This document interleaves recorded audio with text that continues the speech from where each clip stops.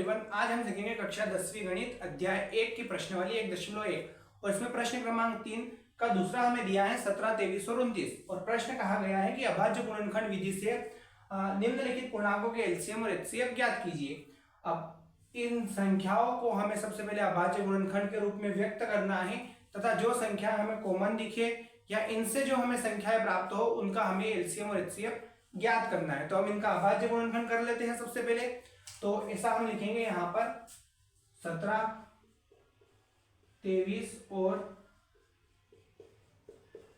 29 का अभाज्य गुणनखंड करने पर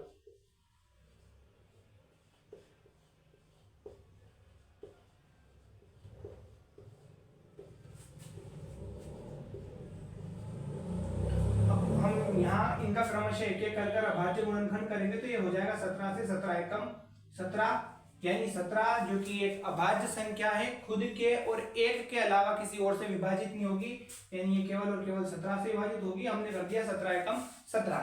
उसके बाद हम 23 की बात करें तो 23 भी जैसा कि हम जानते हैं एक अभाज्य संख्या है जो खुद के और एक के अतिरिक्त किसी और से विभाजित नहीं होगी, यानी ये भी हो जाएगा 23 एकम 23। और 29 की बात करें तो 29 भी एक अभाज्य संख्या है तो ये हो जाएगा 29 एकम 29। इनका अभाज्य गुणनखंड क्रमशः आया है 17 के बराबर आया है 17, 23 के बराबर आया है 23 और 29 के बराबर आया है 29। अब हमें इन तीनों में जो एक जैसा दिखे वो हमारा एचसीएफ होगा, पर यहाँ हमें किसी प्रकार का कोई ऐसा अंक या संख्या समान नहीं दिख रही है जिसे हम कह सकते हैं कि ये हमारा एचसीएफ होगा।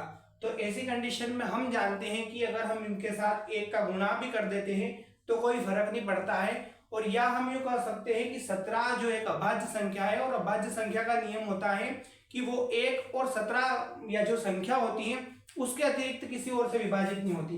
यानी अगर 17 अभाज्य संख्या है तो 1 से भी विभाजित होगी और 17 से भी विभाजित होगी, तो हम इसके गुणे में 1 कर देंगे। इसी प्रकार से हम 23 की बात करें तो 23 भी एक अभाज्य संख्या है जो खुद के और एक के अतिरिक्त किसी और से विभाजित नहीं होगी, तो हमने 23 के बराबर गुणे में भी 1 लगा दिया और 29 का भी यही नियम लगेगा, तो हमने 29 गुणित 1 कर दिया। अब एक जैसा हमें यहाँ दिख रहा है केवल और केवल 1, तो हम यहाँ लिख देंगे एचसीएफ जो कि हमारा निकल कर आया है 1। अब इनसे हम एलसीएम ज्ञात कर लेते हैं, तो एलसीएम की शुरुआत करेंगे। हमने यहाँ लिखा एलसीएम बराबर, यहां से लिखना शुरू करेंगे 17 गुणित यहाँ हमने लिखा 1, और इस 1 का नियम हमें ध्यान होना चाहिए कि यदि हमने इन तीनों संख्याओं में से एक बार एक जैसी संख्या निकाली है तो डबल उसकी पुनरावृत्ति नहीं होगी। यानी 1 हमने अगर यहाँ लिखा है तो हम 23 गुणित 1 कभी नहीं लिखेंगे, ना ही हम 29 गुणित 1 लिखेंगे। यानी सीधे तरीके से हम कह सकते हैं कि इन तीनों में से एक को हमने कॉमन निकाल लिया। यहाँ फिर लिखेंगे हम गुणित में 23, फिर लिख दिया 1 को हम लेंगे नहीं और यहाँ लिख दिया 29 और इस 1 को फिर हम छोड़ देंगे। अब हमें इनका गुणा कर लेना है तो हमारा एलसीएम ज्ञात हो जाएगा, तो ये हो जाएगा 17 गुणित 1 यानी 17 एकम 17 गुणित 23 गुणित 29।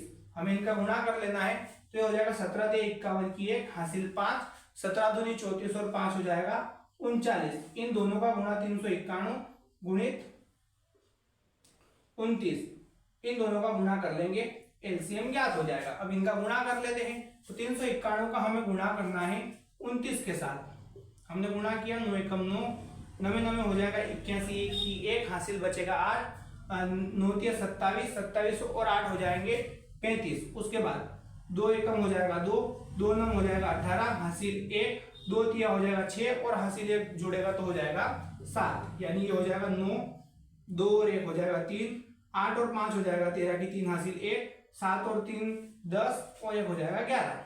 यानी हम कह सकते हैं कि इसका एलसीएम आया है 11,339।